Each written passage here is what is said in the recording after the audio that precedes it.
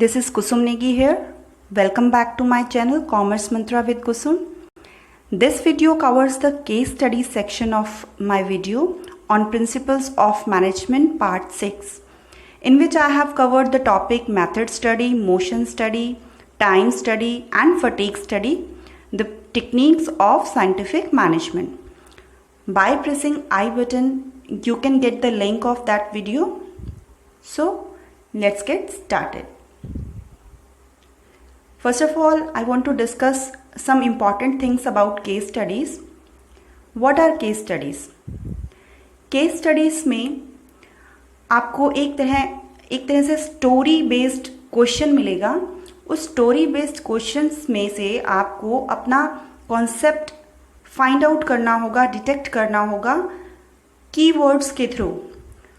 पूरा case study आपका काफ़ी लेंदी क्वेश्चन होता है. अगर उस क्वेश्चन को आप ध्यान से पढ़कर अपने कीवर्ड्स, जो आपने कंटेंट को, कॉन्सेप्ट को अच्छे से समझा है, उस कॉन्सेप्ट के कीवर्ड्स को उसमें डिटेक्ट करना है.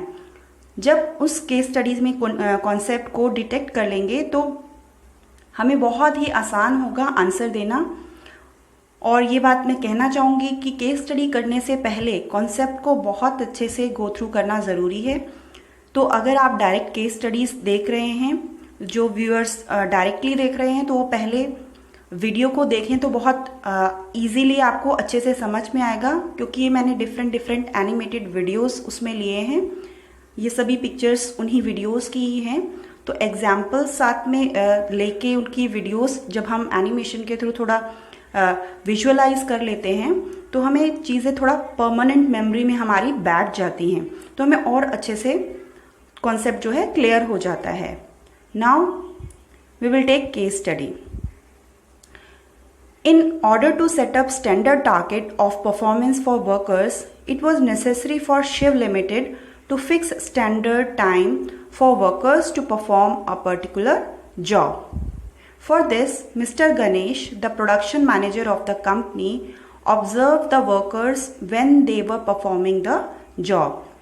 He used a stopwatch in hand and noted down the average time taken by workers for completion of the job. He repeated the same observation for 100 times and then calculated average time for the performance of the job. This was fixed as the standard time on the basis of which efficient and inefficient workers were distinguished. Identify the technique of scientific management followed by mister Ganesh. ये जो question है case study based, ये direct question है. इस direct question में आपको सीधे सीधे पूछा है कि टेक्निक ऑफ साइंटिफिक मैनेजमेंट आपको बताना है. कई बार अगर ट्रिकी करना होता है क्वेश्चन तो उसमें सीधे आपको ये पूछेंगे कि आप बताइए कि कौन सा कॉन्सेप्ट है. तब आपके लिए और भी ज़्यादा मुश्किल है, क्योंकि आपने कितने कॉन्सेप्ट पूरे बिजनेस स्टडीज़ के पूरे सिलेबस में 12th में पढ़ा होगा, तो तब आपको और ज़्यादा ब्रेनस्टॉर्मिंग करनी पड़ती है. बट अभी फिर भी आपके लिए इजी होगा. You have to just think about the all techniques of scientific management given by Taylor. तो यहाँ पे हम जो टेक्निक्स हमने पढ़ी उन्हीं के बारे में हम सोचते हैं, और उसको सोचते हुए हमें कीवर्ड्स इसमें से निकालने हैं. तो अगर हम यहाँ पे कीवर्ड्स देखें तो हमें क्या क्या मिल रहा है. यहाँ पे बोला है कि in order to setup target performance for workers it was necessary for Shiv limited to fix standard time. यहाँ पे एक स्टैंडर्ड टाइम की बात हुई है. तो ये स्टैंडर्ड टाइम जो है एक पर्टिकुलर जॉब को करने के लिए एक टेक्निक में किया जाता है. अगर आपने अच्छे से कॉन्सेप्ट को पढ़ा होगा तो आप इजीली डिटेक्ट कर पाएंगे. एक स्टैंडर्ड टाइम फिक्स करना किसी पर्टिकुलर जॉब के लिए, यहीं से हमें आंसर मिल रहा है. अभी मैं नहीं बताऊंगी, थोड़ा सा क्लू वर्ड हम अब और कंफर्म कर लें. तो इसमें ये भी बोला कि कंपनी जो है, प्रोडक्शन मैनेजर जो है, वो क्या करता है, ऑब्जर्व करता है वर्कर्स को जब वो परफॉर्म कर रहे होंगे जॉब को, और स्टॉप वॉच लेकर उनका जो एवरेज टाइम है वो नोट करके, और ऐसे 100 टाइम्स जो है ऑब्जर्वेशन को रिपीट करके देखना.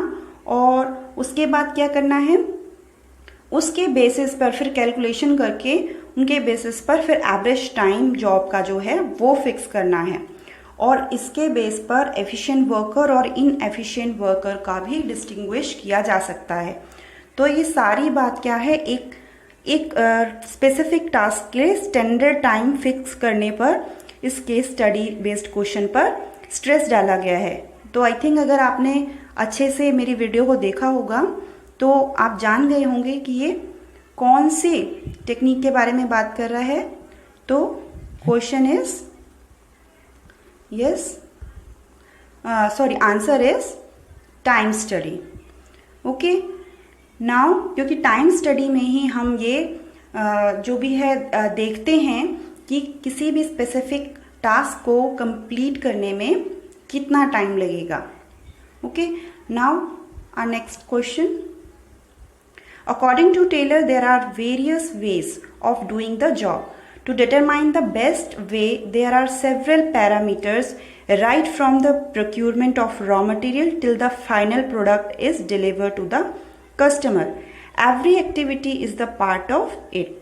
For designing a car, the assembly line production would entail deciding the sequence of operations, place for men, machines and raw materials, etc. All this is part of this technique of scientific management.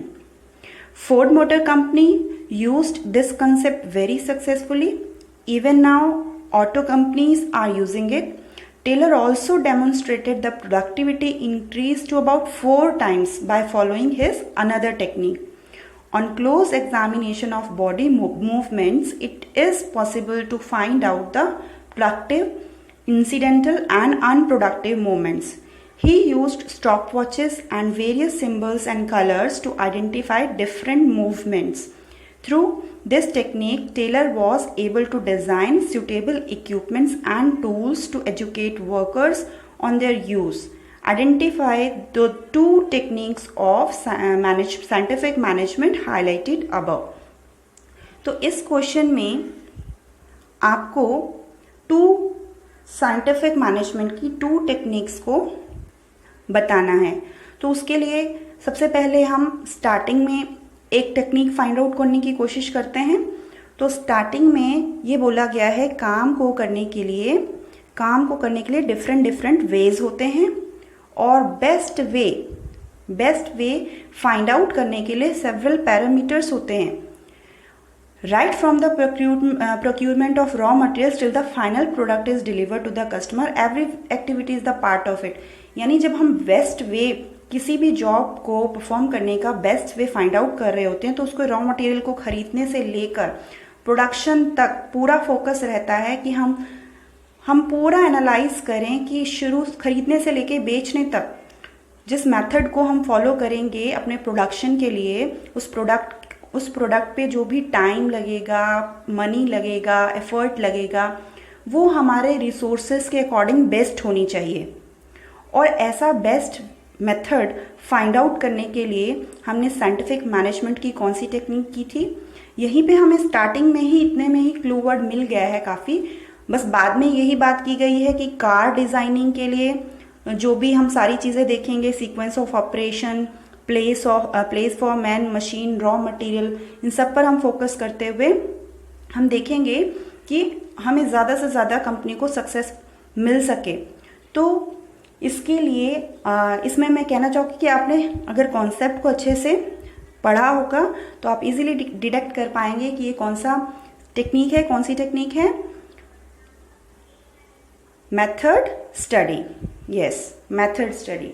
Now यहाँ पे एक तो हमें detect हो गई है technique, अब हम दूसरे के बारे में सोचते हैं कि यहाँ पे एक फोकस किया गया था close examination of body movements. तो यहाँ पे ही आपको क्लू मिलते ही, और एक चीज़ और कि यहाँ पे close examination of body movements, और जिससे कि क्या फाइंड आउट कर लिया था हमने, प्रोडक्टिव, इंसिडेंटल और अनप्रोडक्टिव मूवमेंट्स, इतना हमने डिटेक्ट कर लिया जब हमने क्लोज एग्जामिनेशन ऑफ बॉडी किया। तो इससे क्या होता है कि जो अनप्रोडक्टिव मूवमेंट्स हैं उनको हम हटा देंगे, और जो प्रोडक्टिव और इंसिडेंटल मूवमेंट्स हैं उनको हम ऑर्गेनाइजेशन में सिस्टमैटिक वे में यूज़ करते हुए अपना टाइम सेव करेंगे। तो ये फोकस कौन सी टेक्निक में किया गया था?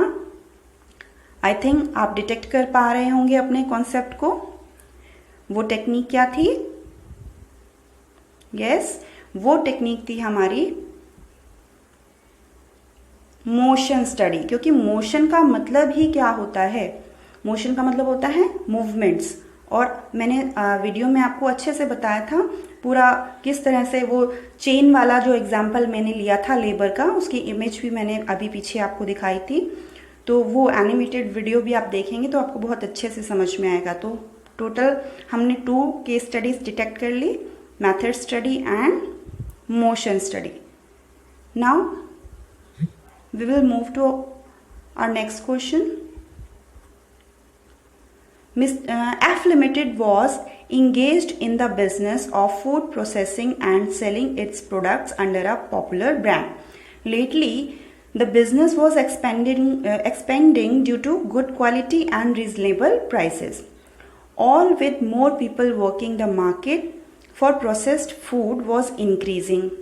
New players were also coming to cash in on the new trend.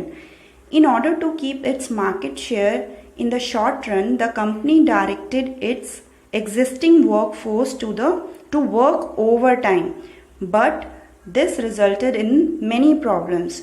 Due to increased pressure of work, the efficiency of the workers declined. Find the scientific technique of management being violated here. जो मैंने आपको बोला था कि एक negative sense में भी question जो है आ सकता है, ये वही क्वेश्चन है। क्योंकि यहाँ पर ये बोला गया है कि आपको ये बताना है कि कौन सी टेक्निक है साइंटिफिक मैनेजमेंट की जो क्या कर रही है, वॉयलेट हो रही है, यहाँ पर जो यहाँ पर फॉलो नहीं की जा रही। अब हमने डिटेक्ट करना है कि कौन सी ऐसी टेक्निक है जो फॉलो नहीं की जा रही। आपने देखा जैसे बिजनेस जो है फूड प्रोसेसिंग बिजनेस है और बहुत अच्छा चल रहा है क्योंकि गुड क्वालिटी और रीजनेबल प्राइसेस की वजह से। लेकिन होता है ना, एक बार कॉम्पिटिटर्स आ जाते हैं जो बिजनेस अच्छा चल रहा होता है। तो यहाँ पे भी ऐसा हुआ कि मार्केट में न्यू प्लेयर्स आ गए। अब उससे क्या हुआ, इन्होंने अपनी एग्जिस्टिंग मार्केट शेयर को बचाए रखने के लिए वर्क फोर्स को ओवर टाइम कराना स्टार्ट किया। बट रिजल्ट तो अच्छा आना चाहिए था, ओवर टाइम कराने लगे, लेकिन ऐसा नहीं हुआ, बल्कि और प्रॉब्लम्स आ गए, रिजल्टेड इन मैनी प्रॉब्लम्स। अब due to increase pressure of work, efficiency of workers declined, बढ़ने की बजाय क्या हो गया, वर्कर्स की जो एफिशिएंसी है वो कम हो गई। अब ये खास बात है कि प्रेशर वर्क का कब आता है? जब प्रेशर वर्क का तब आता है जब हमें रेस्ट इंटरवल नहीं मिलता और हमें कॉन्टिन्यूस काम करना होता है।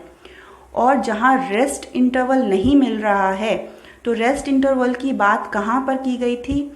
कॉन्टिन्यूस वर्क ना कराया जाए ऐसी बात कहाँ की गई थी?